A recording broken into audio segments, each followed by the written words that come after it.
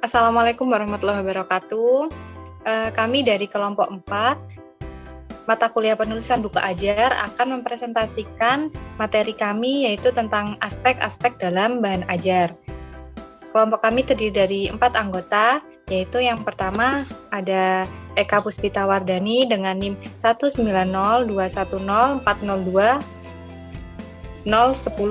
Kemudian ada Rismatul Faiza dengan NIM 19021040227.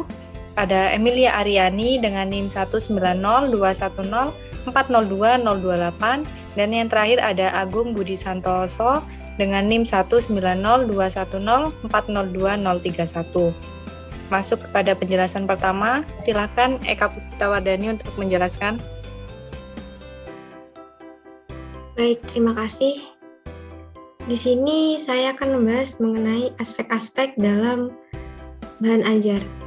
Nah, dalam penyusunan sebuah bahan ajar, dibutuhkan sebuah sudut pandang tertentu agar bahan ajar yang disusun menjadi buku ajar yang dapat dipelajari dan dipahami dengan baik oleh peserta didik. Nah, sudut pandang ini kemudian disebut sebagai aspek-aspek bahan ajar yang terdiri atas aspek sistematika dan juga aspek kegrafikan.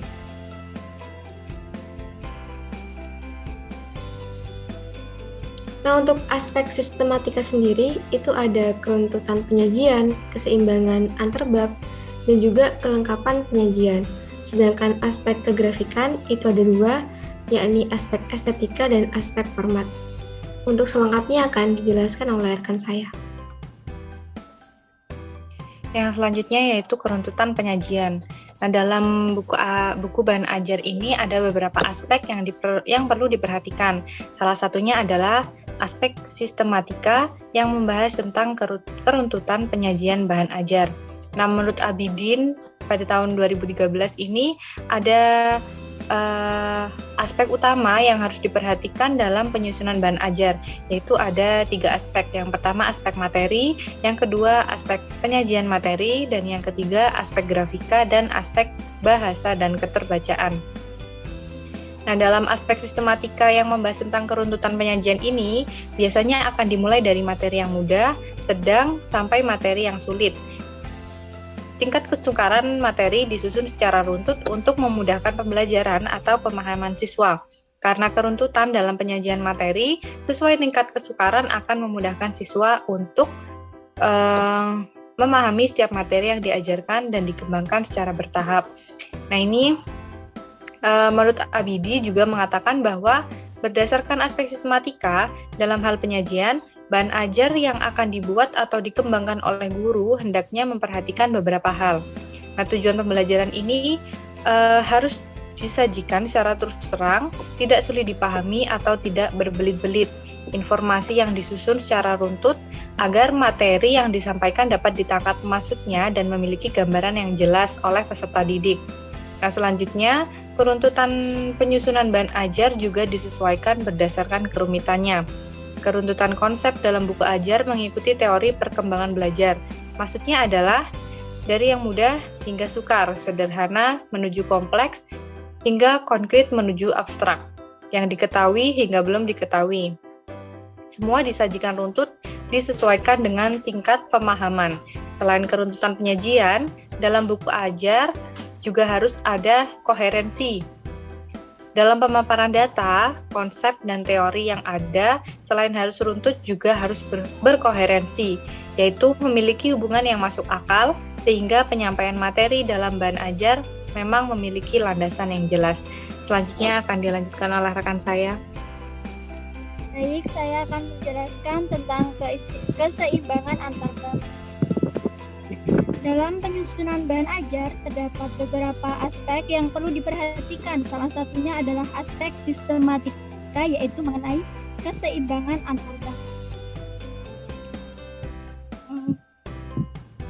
Keseimbangan antar bab tercermin dari jumlah halaman setiap bab dan jumlah halaman dari masing-masing subbab yang disajikan dengan proporsi jumlah halaman relatif seimbang. Keseimbangan tersebut mempertimbangkan pedoman kompetensi inti dan kompetensi dasar. Keseimbangan antar bab dapat dilihat sebagai berikut, yaitu yang pertama, setiap bab terdiri dari 23 sampai 26 halaman. Yang kedua yaitu keterkaitan antar materi. Keterkaitan materi yang ada membutuhkan aspek keterkaitan antara bagian yang pelajari dengan bagian lain. Keterkaitannya dengan ilmu yang lain atau keterkaitan dengan pengalaman sehari-hari.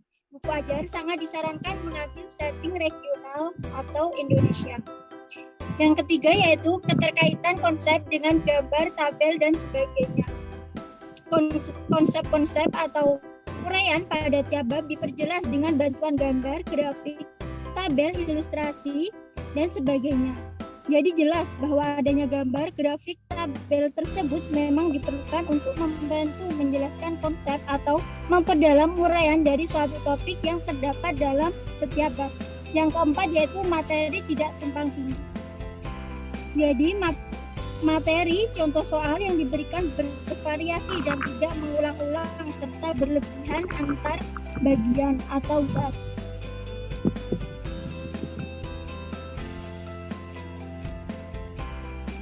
Selanjutnya akan dijelaskan oleh rekan saya.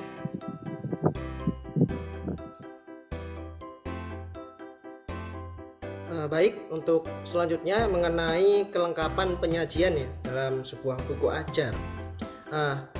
Untuk kelengkapan di sini seperti yang sudah ada di dalam layar, terdiri dari 13 poin yang bisa saja sama maupun tidak ya dalam penerapannya. Berikut adalah beberapa kelengkapan dalam buku ajar, mulai dari pembuka hingga penutup dan penjelasan tiap babnya, setiap bagian. Yang pertama, sebuah buku ajar biasanya diberi cover atau halaman sampul, yang di halaman sampul ini biasanya diberi ilustrasi yang menarik agar membuat siswa tertarik untuk membaca buku ajar tersebut. Kemudian ada juga halaman pengesahan yang dalamnya memuat identitas buku, kemudian nama pengarang, pihak-pihak yang terlibat dalam penulisan atau percetakan buku tersebut. Kemudian yang ketiga adalah daftar isi yang dapat menuntun peserta didik untuk mengetahui halaman berapa saja yang ingin ia pelajari. Kemudian juga ada yang namanya kata pengantar ya. Kata pengantar ini biasanya ditulis oleh penulis yang mewakili harapan-harapan ditulisnya buku tersebut. Kemudian ada prakata. Hampir sama dengan kata pengantar. Prakata di sini berisi penjelasan seperti berikut ya. Yang pertama adalah hal-hal yang mendorong pengarang menulis buku ini. Kemudian ada maksud penulisan buku, struktur isi buku, kemudian sasaran buku tersebut, hal-hal khusus yang terdapat dalam buku, serta saran dan petunjuk untuk penggunaan buku tersebut. Kemudian juga ada yang namanya sanwacana ya, atau ucapan terima kasih dari pengarang atau penulis. Kemudian dilanjutkan oleh bagian utama dalam sebuah buku ajar, yaitu ada bagian bab dan subbab yang di dalamnya berisi materi pembelajaran yang akan diajarkan kepada peserta didik. Seperti itu. Kemudian setelah materi pembelajaran biasanya juga disertakan rangkuman materi agar di akhir pembelajaran peserta didik dapat menilik kembali hal-hal apa saja yang menjadi topik utama yang dipelajari, sehingga memudahkan peserta didik untuk mempelajari materi tersebut. Kemudian setelah rangkuman ada latihan dan tugas. Ini juga difungsikan untuk peserta didik melatih kemampuan atau kompetensinya setelah mempelajari materi tersebut. Juga difungsikan sebagai tolok ukur, sebagaimana semestinya peserta didik mempelajari materi kemudian memahami materi tersebut ya. Kemudian ada juga bacaan yang dianjurkan. Mohon maaf, ada rujukan ya di nomor 10. Rujukan ini merupakan sumber-sumber yang dipakai oleh penulis untuk menjadikan referensi bagi penulis yang disertakan pada materi. Kemudian ada juga bacaan yang dianjurkan, yaitu bacaan-bacaan yang dapat melengkapi referensi peserta didik agar pembelajaran lebih maksimal. Dan yang nomor 12 ada daftar pustaka. Daftar pustaka ini berisi semua sumber rujukan yang dipakai oleh penulis yang diikutsertakan di dalam sebuah buku ajar ya. Jadi semua hal sebagai referensi penulis dicantumkan dalam daftar pustaka. Kemudian yang terakhir adalah lampiran yang biasanya berisi berbagai tabel atau daftar yang lainnya, yang kemudian jika dimasukkan dalam isi buku ajar akan terlalu banyak ya, makanya dicantumkan di bagian akhir buku ajar yang disebut juga sebagai lampiran. Seperti itu. Untuk selanjutnya bisa dijelaskan oleh rekan saya.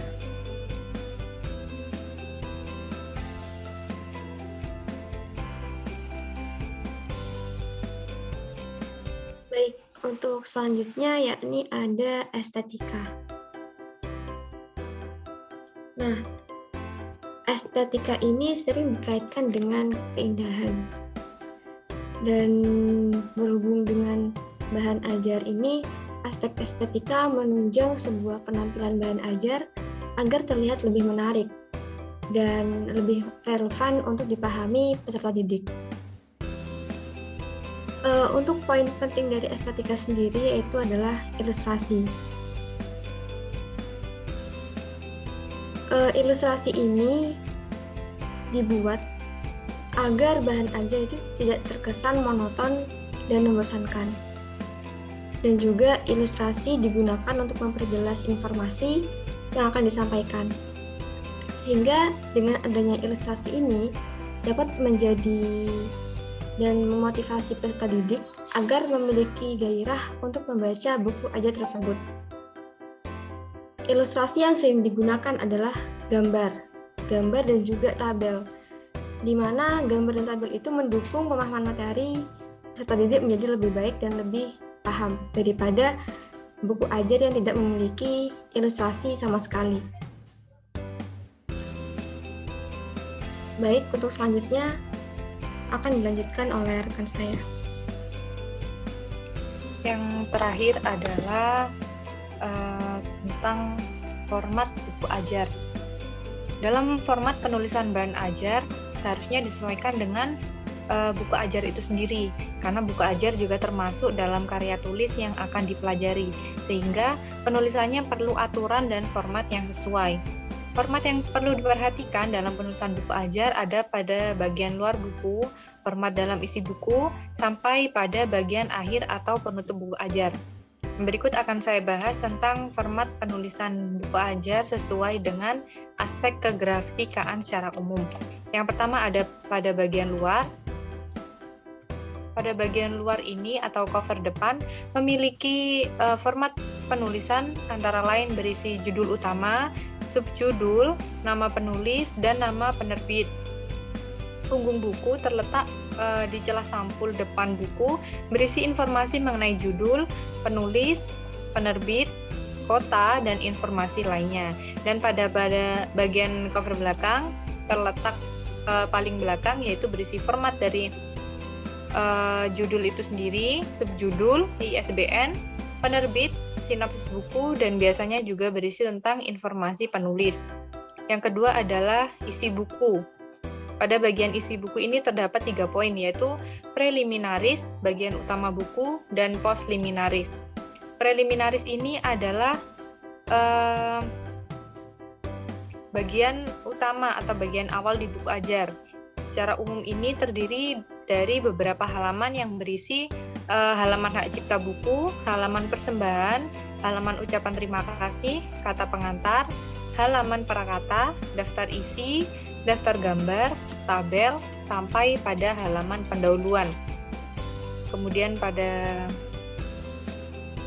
bagian utama buku, yaitu dalam bagian utama buku ini materi yang disampaikan harus sesuai bab. Judul dengan isi materinya sesuai dengan apa yang diajarkan kepada murid, dan pada bagian akhir setiap pembahasan materi berisi rangkuman materi, latihan soal untuk menguji pemahaman peserta didik. Kemudian yang bagian ketiga adalah postliminaris, yaitu bagian akhir dalam isi buku. Ini secara umum berisi lampiran, daftar istilah, daftar indeks, dan juga berisi biografi penulis. Kemudian format buku ajar yang harus disesuaikan dalam penulisannya ini ada beberapa poin. Nah, ini antara lain yang harus diperhatikan adalah yang pertama, penyusunan bahan ajar disesuaikan berdasarkan rencana belajar dalam setiap semester. Yang kedua, buku ajar harus berisi gambar dan soal-soal latihan untuk mengasah pemahaman siswa. Yang ketiga, buku-buku ajar atau bahan ajar ini ditulis dengan huruf Times New Roman atau Cambria dengan ukuran 11 atau 12 dengan spasi 1,5. Yang keempat, ada ilustrasi dalam buku dicantumkan secara jelas. Yang kelima, setiap kalimat yang digunakan menggunakan puebi atau ejaan yang sesuai. Yang keenam, bebas dari plagiarisme. Yang ketujuh, ada konten berkaitan dengan revolusi industri 4.0. Yang ketujuh, yang kedelapan, ada maksimal ukuran kertas adalah A4 dengan ukuran 21 cm kali 29,7 cm. Selanjutnya, jumlah halaman minimalnya adalah 49 halaman. Kemudian, buku ajar yang baik harus ber-ISBN. Menggunakan gaya bahasa yang semi-formal. Maksud dari penggunaan gaya bahasa semi-formal ini adalah bahasa tidak terlalu formal namun tetap mudah dipahami dengan tetap menggunakan struktur kalimat SPOK atau subjek, predikat, objek, dan keterangan. Dan yang terakhir adalah catatan kaki atau footnote dan footnote atau daftar pustaka. Sekian dari pembahasan aspek-aspek buku ajar yang kelompok kami jelaskan. Mohon maaf apabila ada kesalahan ataupun kekurangan dari materi yang kami jelaskan. Terima kasih. Wassalamualaikum warahmatullahi wabarakatuh.